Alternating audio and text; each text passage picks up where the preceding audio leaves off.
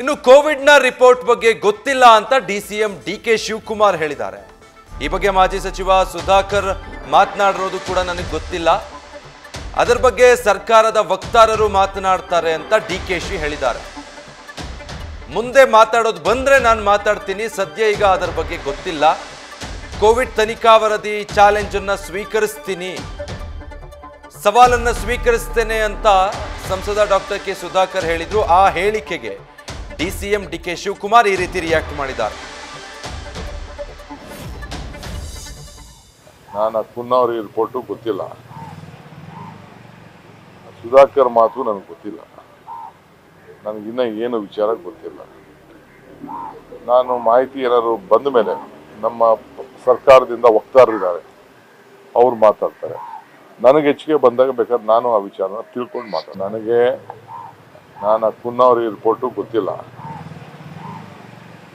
ಸುಧಾಕರ್ ಮಾತು ನನಗೆ ಗೊತ್ತಿಲ್ಲ, ನನಗಿನ್ನ ಏನು ವಿಚಾರ ಗೊತ್ತಿಲ್ಲ.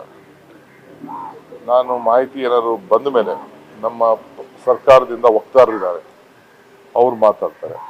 ನನಗೆ ಹೆಚ್ಚಿಗೆ ಬಂದಾಗ ಬೇಕಾದ್ರೆ ನಾನು ಆ ವಿಚಾರನ ತಿಳ್ಕೊಂಡು ಮಾತಾಡ್ತೀನಿ. ಒಂದ್ ಕಡೆ ನೋಡಿದ್ರೆ ನಿನ್ನೆ ಮುಖ್ಯಮಂತ್ರಿಗಳು ಮಧ್ಯಂತರ ವರದಿಯನ್ನ ಸ್ವೀಕಾರ ಮಾಡಿದ್ದಾರೆ, ಆದ್ರೆ ಉಪಮುಖ್ಯಮಂತ್ರಿಗಳು ನೋಡಿದ್ರೆ ಅದರ ಬಗ್ಗೆ ನನಗೇನು ಗೊತ್ತಿಲ್ಲ ಅಂತ ಹೇಳ್ತಿದ್ದಾರೆ. ಆ ಕೋವಿಡ್ ಹಗರಣದ ಮಧ್ಯಂತರ ವರದಿ ಸಲ್ಲಿಕೆ ಆಗಿರೋದ್ರ ಬಗ್ಗೆ ಗೊತ್ತಿಲ್ಲ. ಅದಕ್ಕೆ ಈಗ ಸಂಸದ ಡಾಕ್ಟರ್ ಕೆ ಸುಧಾಕರ್ ಯಾವ ರೀತಿ ಪ್ರತಿಕ್ರಿಯಿಸಿದ್ದಾರೆ ಅದು ಕೂಡ ನನಗೆ ಗೊತ್ತಿಲ್ಲ. ಅದಕ್ಕೆ ಸಂಬಂಧಪಟ್ಟ ಹಾಗೆ ಮುಂದೆ ಮಾತಾಡುವಂಥ ಸನ್ನಿವೇಶಗಳು ಬಂದರೆ ಆಗ ಮಾತಾಡ್ತೀನಿ, ಈಗ ಸದ್ಯಕ್ಕೆ ಅದರ ಬಗ್ಗೆ ನನಗೇನು ಮಾಹಿತಿ ಇಲ್ಲ ಅನ್ನೋ ಅರ್ಥದಲ್ಲಿ ಡಿಸಿಎಂ ಡಿಕೆ ಶಿವಕುಮಾರ್ ಮಾತಾಡಿದ್ದಾರೆ. ಜೊತೆಗೆ ಈ ಸವಾಲ್ ಸ್ವೀಕರಿಸೋದಕ್ಕೆ ಸಿದ್ಧ ಅಂತ ಏನು ಹೇಳಿದ್ದಾರೆ ಸಂಸದ ಡಾಕ್ಟರ್ ಕೆ ಸುಧಾಕರ್, ಅದರ ಬಗ್ಗೆ ಕೂಡ ನನಗೇನು ಗೊತ್ತಿಲ್ಲ.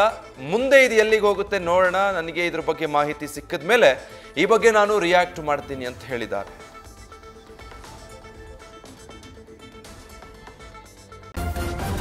ನ್ಯೂಸ್ ಫಸ್ಟ್ ನಿರ್ಭೀತಿಯಿಂದ ನಿಮ್ಮ ಪರವಾಗಿ.